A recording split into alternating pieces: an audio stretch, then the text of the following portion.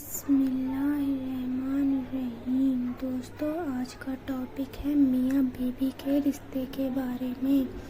ہمارے ایک دوست کا کہنا ہے کہ جوانی میں بیوی ایک آنکھ نہ بھاتی تھی۔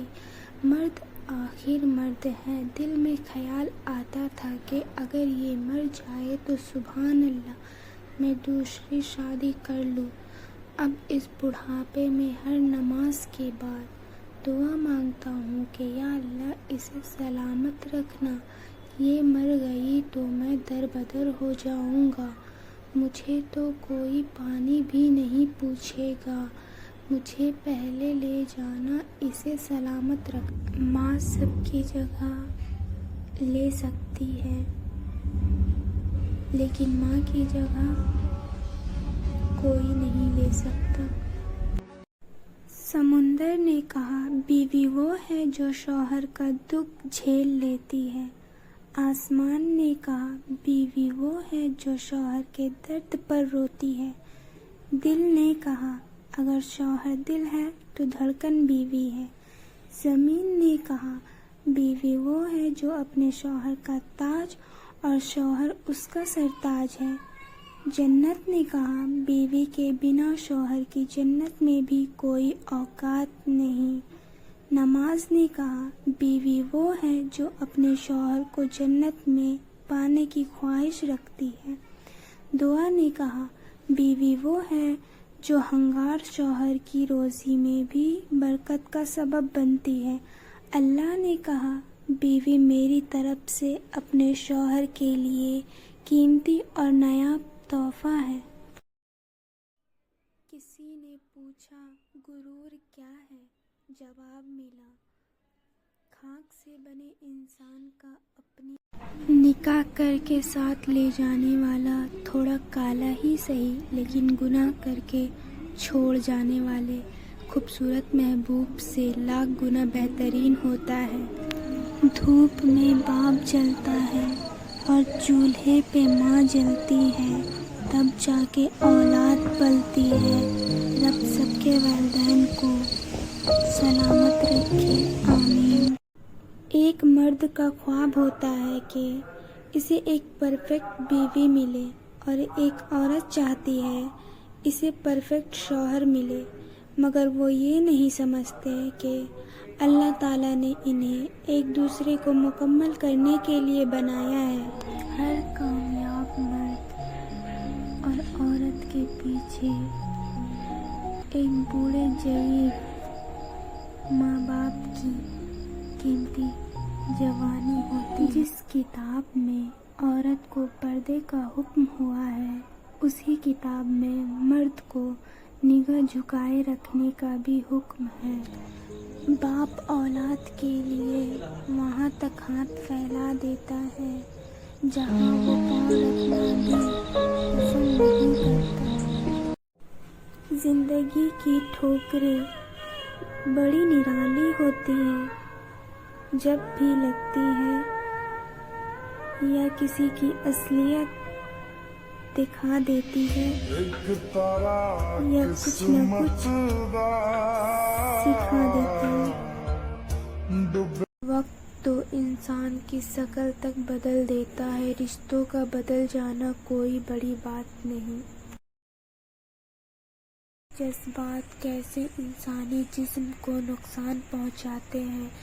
غم پھیپھڑوں کو کمزور کر دیتا ہے، دباؤ دماغ اور دل کو کمزور کر دیتا ہے، غصہ جگر کو کمزور کر دیتا ہے، خوف گردوں کو کمزور کر دیتا ہے، پریشانی معدے کو کمزور کر دیتی ہے۔ الرحمن الرحیم۔ حضرت موسیٰ علیہ السلام نے ایک دفعہ اللہ تعالیٰ سے پوچھا کہ جنت میں میرے ساتھ کون ہوگا؟ ارشاد ہوا فلاں کسب ہوگا۔ آپ کچھ حیران ہوئے اور اس کسب کی تلاش میں چل پڑے۔ وہاں دیکھا تو ایک کسب اپنی دکان میں گوشت بیچنے میں مصروف تھا۔ اپنا کاروبار ختم کر کے اس نے گوشت کا ایک ٹکڑا کپڑے میں لپیٹا اور گھر کی طرف روانہ ہو گیا۔ حضرت موسیٰ علیہ السلام نے اس کسائی کے گھر کے بارے میں مزید کچھ جاننے کے لیے بطور مہمان گھر چلنے کی اجازت چاہی۔ گھر پہنچ کر کسائی نے گوشت کو پکایا، پھر روٹی پکا کر اس کے ٹکڑے شوربے نرم گئے اور دوسرے کمرے میں چلا گیا جہاں ایک نہایت کمزور بڑھیا پلنگ پر لیٹی تھی۔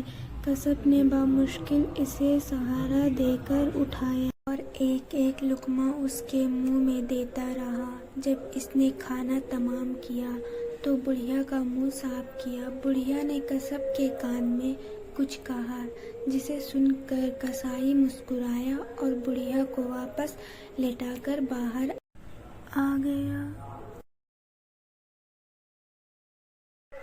غربت کے 14 اسباب۔ قرآن نہ پڑھنا، مہمان آنے پر برا ماننا، اولاد کو گالی دینا، مکڑی کی جالیں نہ اتارنا،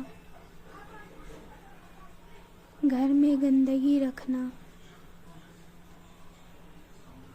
کھانے کے برتن گندے رکھنا،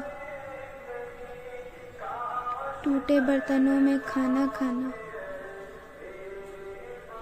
پانی بغیر ڈھانپے رکھنا، برے خیالات سوچنا، اندھیرے میں کھانا کھانا، فقیر کو خالی ہاتھ لوٹانا، گھڑے سے منہ لگا کر پینا، سورج نکلنے کے بعد سونا، بستر پر کھانا کھانا۔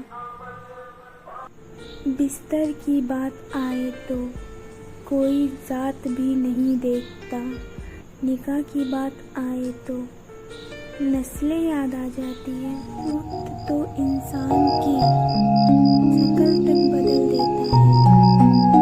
رشتوں کا بدل جانا کوئی بڑی بات نہیں۔ انسان گھر بدلتا ہے، لباس بدلتا ہے، رشتہ بدلتا ہے، دوست بدلتا ہے، پھر بھی پریشان کیوں رہتا ہے؟ کیونکہ وہ خود کو نہیں بدلتا۔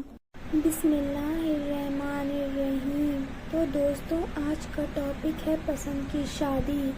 بیٹی جب پسند کی شادی کا کہے تو اسے بے حیا اور برا نہ کہو۔ پسند کی شادی بیٹیوں کا حق ہے اور ہمارے نبی صلی اللہ علیہ وسلم کی سنت بھی۔ پیاری امی، تیری خوشبو نہیں ملتی، تیرا لہجہ نہیں ملتا، ہمیں تو شہر میں کوئی تیرے جیسا نہیں ملتا۔